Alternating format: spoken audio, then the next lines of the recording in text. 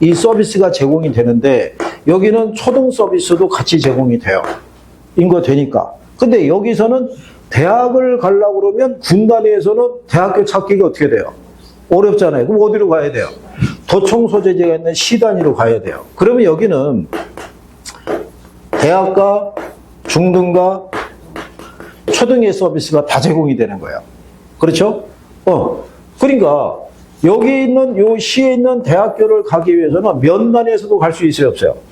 군 단위에서도 갈 거 아니에요. 그죠? 그리고 얘네가 제공하는 교육 서비스가 미치는 범위는 훨씬 더 어떻게 돼요? 넓을 거 아니에요. 그렇죠? 그런데 각 제공되는 이 지역마다 요구되는 최소 요구치는 뭐냐? 중심지 기능이 유도해서 필요한 최소한의 인구수 또는 고객수를 얘기하는 거예요. 그러니까 각각의 인구수, 고객수가 같아요, 틀려요? 상보죠. 생각해 보세요. 편의점 아시죠? 편의점은 자기들 주변에 고객 인구가 몇 명 있으면 유지된다고 생각하겠어요. 편의점은. 한 2천 가구 있으면 움직이는 거예요. 편의점의 하루 매출이 수천만 원씩 되는 게 아니잖아요. 그런데 백화점은 고객 인구가 50만 이상은 돼야 되는 거예요. 하루 매출이 얼마나 나와야 된다? 6억에서 7억은 나와야 되는 거예요. 그래야지 걔네가 돌아가는 거예요. 그게. 그래서 예전에 어느 그 드라마에서 제법집 그 3세가 자기 여친을 위해서 자기네 집안에 백화점에 하루 영업을 스톱시켰어요. 그리고 자기 여친만을 위한 쇼핑을 벌어준 거예요. 그럴 때 어느 시간 많은 사람이 조사했다고요. 백화점 하루 쉬면 매출이 얼마나 손해냐. 그때 평균 6억에서 8억 나온 거예요, 그때. 코로나 한참 유행했을 때, 그, 명동에 있는 L로 시작되는 쇼핑 있죠? 걔네가 문 닫았어요, 주말에. 그때 손해본 매출이 한 100억대 이른다고 그랬었어요. 주말에 쉬었을 때. 이게 어마어마한 거예요. 근데 그 정도의 매출이 발생하려고 그러면 고객 인구가 기본적으로 갖춰져 있어야 될 거 아니에요. 그죠? 그러면 시장 안에도 도시 규모가 큰 대도시 있죠? 도시 규모가 작은 중소도시가 있어요, 없어요? 그러면, 자, 대도시 간의 간격은 멀겠어요, 가깝겠어요? 멀리 있을 거 아니에요, 멀리. 걔네는 그만큼 제공되는 서비스의 공간 범위가 훨씬 넓잖아요. 근데 중소도시는 다닥다닥 붙어 있을 거 아니에요. 그러니까 그거를 가지고 공간상에 존재하는 도시가, 대도시는 왜 공간상의 분포수가 적고 멀리 떨어져 있는데 중소도시는 공간상에 분포하는 숫자도 많고 이렇게 붙어 있을까? 왜 이런 도시의 배열이 발생했을까? 이걸 가지고 연구해서 논문을 발표한 게 중심이론이다, 이런 얘기예요. 그러니까 중심이론에서 포인트는 재화의 도달거리와 뭐다? 최소 요구치인 거예요. 용어는 아시겠어요? 용어는?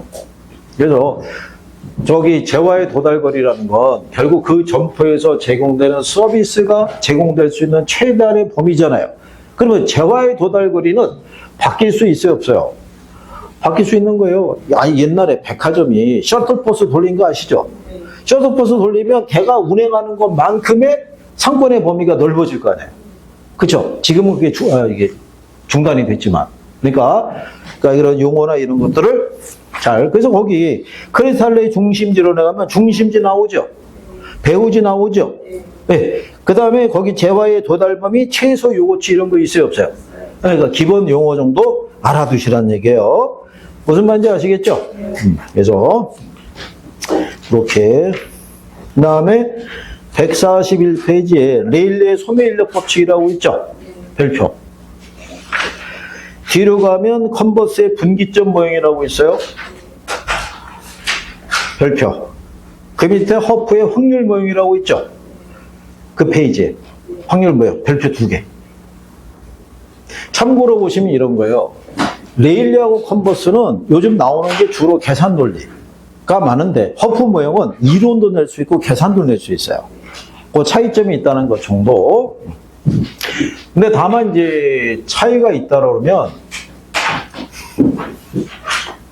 그게 이제 상권에 관한 이론인데 레일리가 있고 컨버스가 있으면 컨버스는 레일리 이론을 수정한 것이에요. 수정한 것인데 레일리하고 컨버스에서는 여기 만약에 C 지역에 고객이 있다 그러면 이 고객들이 점포를 만약에 선택을 하거나 도시에서 제공되는 서비스를 이용할 때 도시가 몇 개밖에 없다. 두 개밖에 없어요. 그러니까 둘 중에 하나를 선택할 수밖에 없는 결정론적인 사고예요. 근데 허프 모형은 뭐냐면 대도시를 가게 되면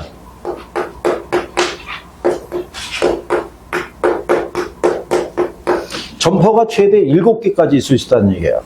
그러면 이 안에 거주하는 고객들은 특정한 점포를 이용을 할 거 아니에요. 근데 이거를 계산할 때 7개까지 점포를 계산하려고 그러면 문제를 쉽게 줘도 1분 안에 계산이 안 돼요. 그래서 여러분에게 주는 거는 몇 개? 3개만 주고 계산하라고 유도하는 거예요. 그러면 얘네들의 시장 점유율의 크기 있죠? 그거는 점포가 가지고 있는 효용의 크기에 따라 달라질 수 있어요, 없어요?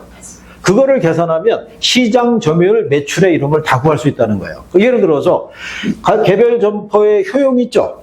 계산해 봤더니 얘가 20, 얘가 30, 얘가 50 나왔어요. 그러면 3개 합하면 얼마예요? 100이잖아요. 100을 기준으로. 만약에 A 점포를 구하려면 100분의 20이잖아요. 그럼 얘는 시장 점유율이 몇 프로? 20%. 그러면 여기 안에 거주하고 있는 고객들 있죠? 1인당 지출 가능액이 10,000원이라고 가정했을 때. 그죠? 인구가 10만이다. 그렇잖아요. 그러면 10억의 매출 중에서 얘가 20%니까 2억의 매출이 발생할 것이다. 이런 식으로 대입해서 계산하는 거예요. 그러니까 계산적인 요건은 되게 간단해요. 그러니까 대입만 할 수 있으면 돼요. 구하는 요령하고. 그죠? 그러니까 처음에는 어렵다고 얘기를 해요. 그리고 거기 141페이지에 가면 레일의 소매인력 법칙 거기 계산하는 식 있죠? 참고. 그렇게 계산할 수는 없어요. 거기 그림 밑에 중간에 원 2개 그려져 있죠? 그 밑에 수식 있죠? 구매하지 않고 참고. 뒤로 넘어가게 되면 컨버스의 분기점 모형 있죠? 그거는 그냥 푸는 요령대로만 하기 때문에 내푸셔도 되고, 허프의 확률 모형 있죠? 그것도 참고. 그냥 우리 단순하게 계산하시면 돼요. 그러니까 계산하는 요령을 선생님이 알려줘야 안 알려줘요? 알려줘요. 그럼 나중에 여러분들이 뭐라고 그러냐면 여름 때 되면 나도 할 수 있다고 얘기를 해요. 그때 돼서 선생님이 이거 계산할 수 있나요? 그러면 할 수 있다고 얘기를 해요. 그거를. 그런데 나는 계산이 안 돼.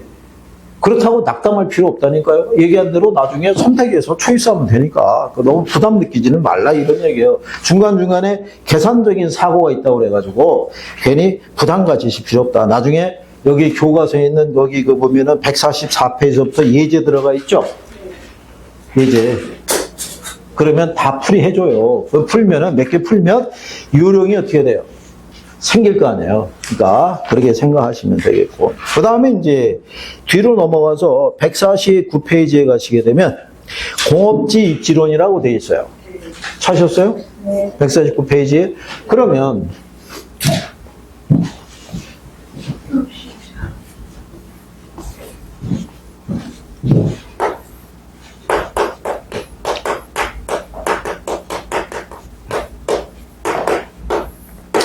공업입지론에서 대표적인 게 거기에 보시면은 배버의 최소 비용 이론이라고 있죠. 그럼 별표하시는 거예요.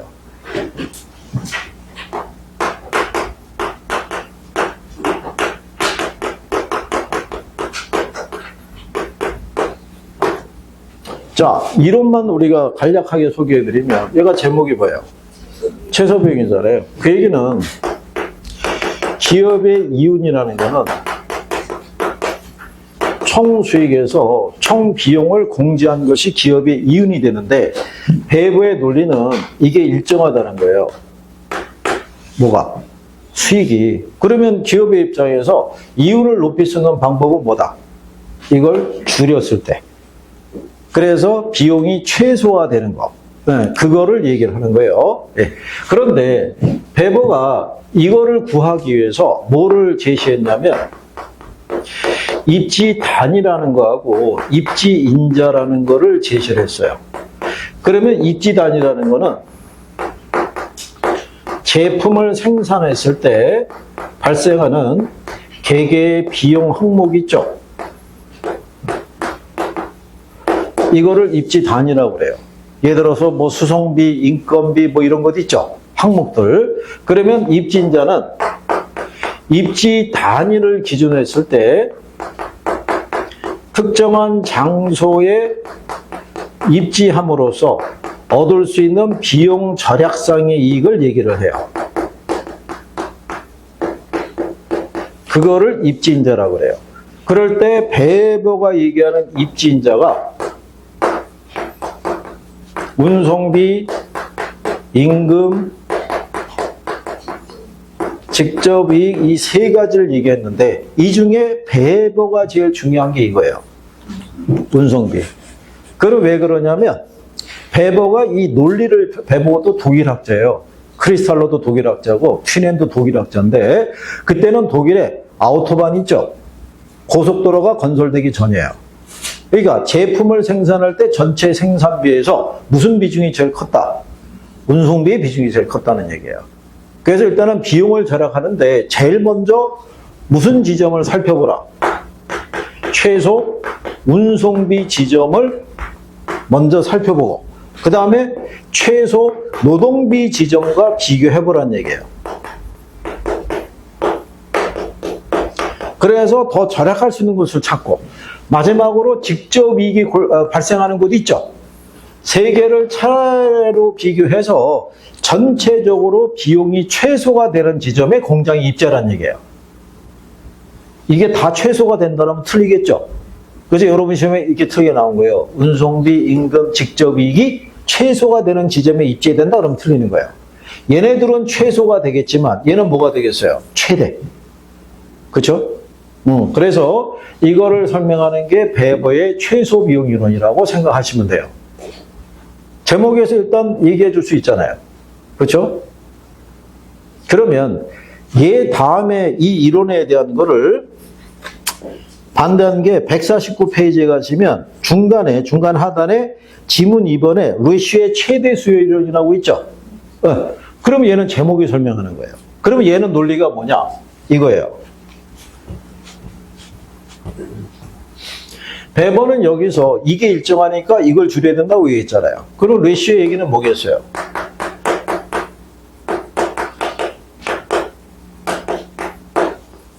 얘는 반대로 이게 일정하다는 거예요.